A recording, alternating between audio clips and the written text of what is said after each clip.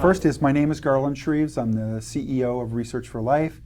My job is to encourage and promote donation and to advocate to the community why there's a value to do this. And there is a great value to humanity, and that's medical education and research. There are multiple things. We do education training here as well. We do transplantable tissue donations. We also do research education donation here.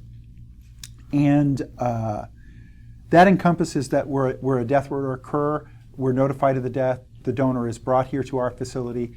There will be a process, as you witnessed today, in the back where the technicians are going to do an assessment of the donor body to determine the condition. You notice that in the administration area, that staff will be ensuring that we have consents, making certain that they order medical records if necessary. They're going to do a medical social history with the family. That is a very long process in order to determine that donor's suitability for either medical education or research. So there's the industry is kind of shrouded in mystery a bit, and there's been lots of adverse publicity about some institutes mistreating bodies. How does that make you feel, and how have you addressed that with this institute? One of the things, it makes us feel very, very sad. To me, it is a violation of the sanctity of this process. And I believe that every reputable tissue bank in the United States should be, like us, advocating for legislation that will not only protect donors, but protect the industry and try to block and prevent those bad operators from being able to exist. We believe that all institutions, regardless if they're private tissue banks or university programs, should be regulated, should be inspected, and should have to meet some minimal standards. Yeah, so you can't be the guy in buying a fridge freezer in Walmart and pretending to do it almost. You're absolutely correct. I mean, it even goes far worse than that. When you read some of the government statements that some of these bad institutions and players use chainsaws, use sawzalls from Home Depot. Very disheartening, very sad. And when you toured our facility today and you look in the back, you see the technology, you see the professional instrumentation and tools that are there. That's the way all professional tissue banks should be operating. Was there a temptation to just go the cheap and cheerful way for you? Hell no. Okay. To be just a matter of fact about that is that I came from the funeral industry, where I worked 30 years in the funeral industry plus. There is a sense of respect and reverence for the dead that we brought to our company when we started this company. We believe that every one of the people who are deceased that come through our doors are in fact human beings. They're loved by someone. They had a life. They had desires, hopes, dreams, aspirations, all of the same things that all of us who are alive. But yet they're very unique and special in a very fundamental way. And you want to know how that was? They made a decision to give their body and to benefit humanity. And as a result, I have a duty and I have an obligation to make certain that we do honor them by making sure things are done in a professional, ethical manner. So there's an image of the industry that you are millionaires making money off the dead. Is that true, or is that a complete falsification? Let me answer it in two ways, because you have multiple industries here. The first is the research education donor side makes a lot less money than the transplant side. Okay. And transplant donation, regardless of one's for-profit status or nonprofit, they all make money. Your nonprofits are going to make far more money than the for-profits. Okay. And the nonprofits, in particular, provide their tissue to the biggest for-profit processors in the country. And most people don't realize that. We're a for-profit company. We're proud of that, and we probably give more grants to promote medical education and research than any company in the country. And so one should not evaluate an organization's philanthropicness based on their tax status, but on what are their works and how are they benefiting medicine. When a donor comes to our program, they're very likely to benefit 2, 3, 4, maybe even 5 different types of medical education or research. Where most donors that will go, generally speaking, to a university program, for example, will be embalmed. They'll be used for primarily just dissection purposes. Okay, well, like and teaching. That's correct. And while that's very, very important, and I support that, just most people don't realize that some disease research is very unlikely to happen at all. Yeah, because It's you're not embalmed. the nature. That's right. Yeah. And most people don't realize that. And a lot of those programs, they don't get the ashes back. Yeah. Oh, did you not? So, what happens with the bodies after you've when you finish with them? Do you give them back to the relatives, or? Here's what happens in our program, and every program's a little different. In our program, the only thing the family's going to get back that's been cremated is that whichever could not be viable. Or used. For research. Yeah. And so, but when we know that the family wants to have something back, we make certain that something is returned to the family, so they have that, and they can. So, have you ever met any of the donors that have?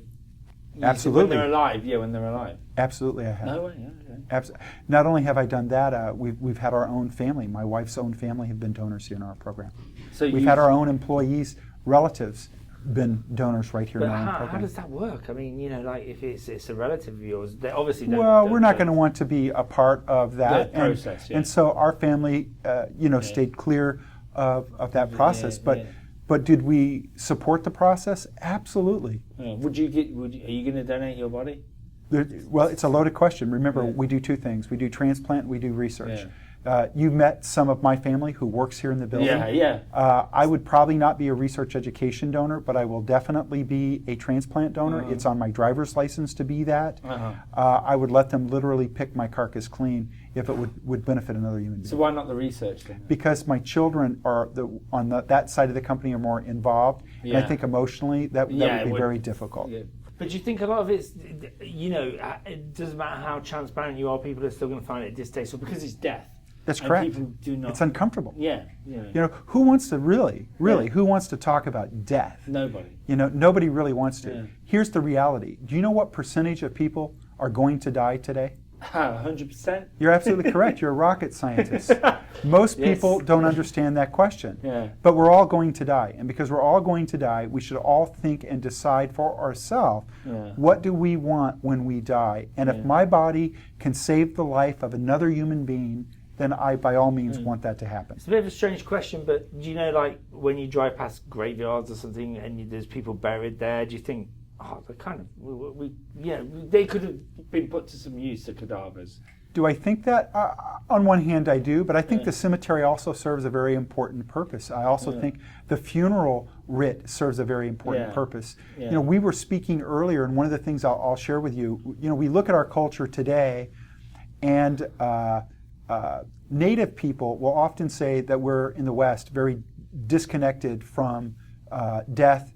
Yeah. And one of the reasons we are is, in particularly the last 3 decades, we've gotten away from memorialization. We've gone more to direct cremation, and we are culturally, as human beings, missing an opportunity to teach younger people the value of a life well lived. Yeah. And I truly believe that it's tied to the fact that we have fewer and fewer funeral services and memorialization. We're missing the opportunity to teach young people that we should value life. Yeah, and they should get on with it because it's not going to last forever. So. Correct. Yeah.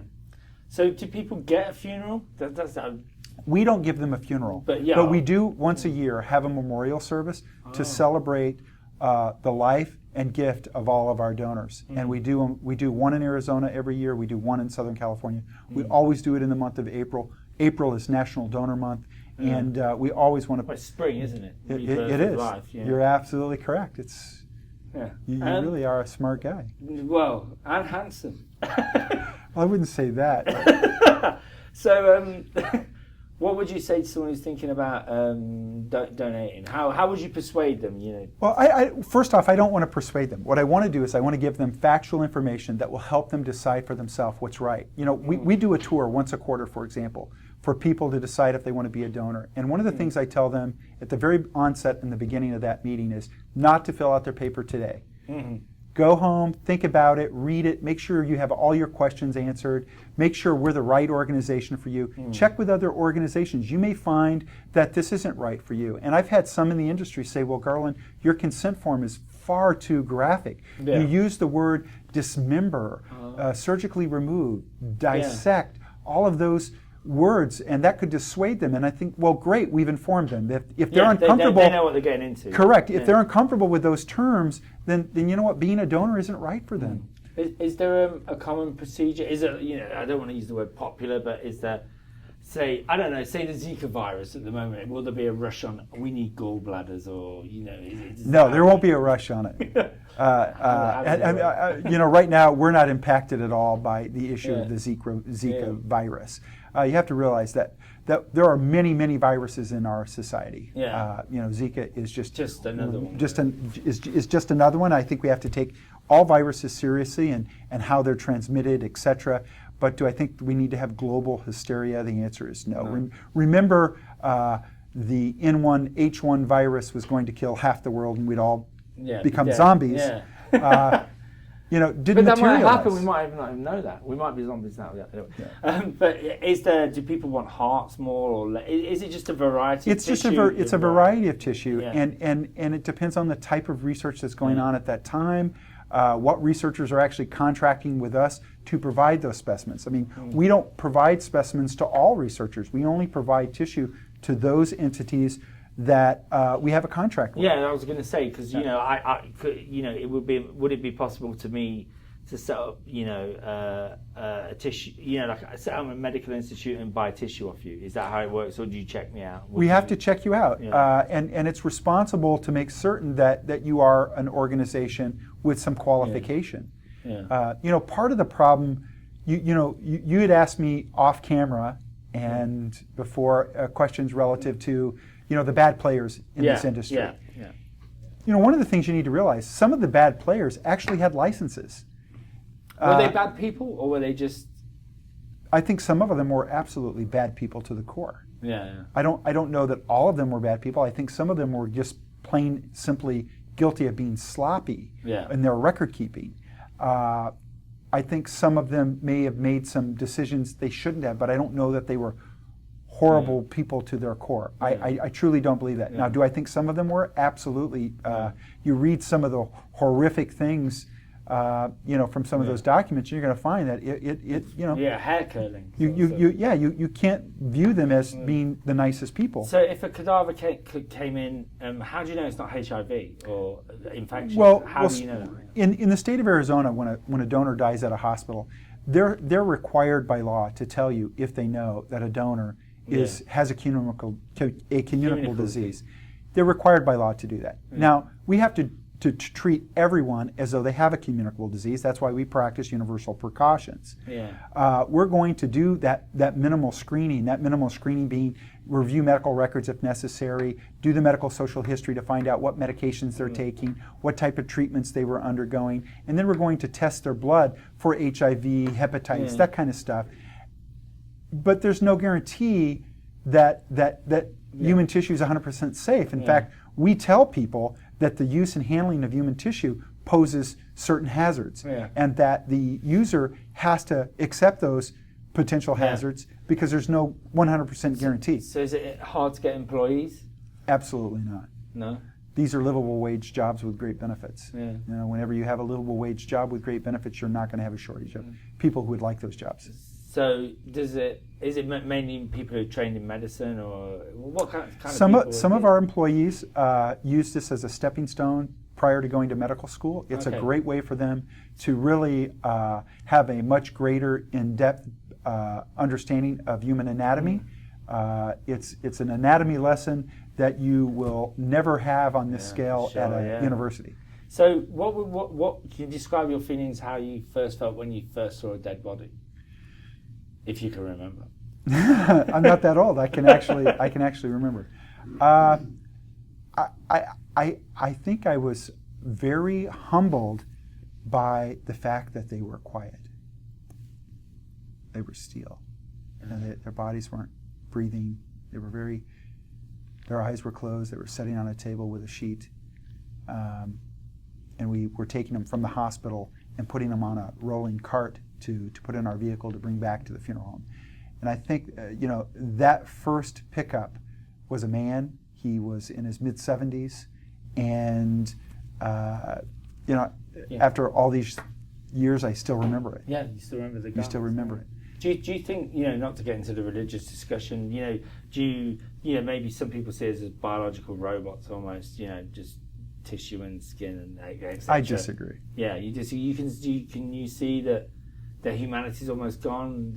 I don't know. It's a big question. I one of the things, and I've said this to many people, I don't know how to describe it. I don't even know why I feel this, what I will say, and that is, when I touch a person who is deceased, whatever it was that made them special or unique, it feels empty, absent.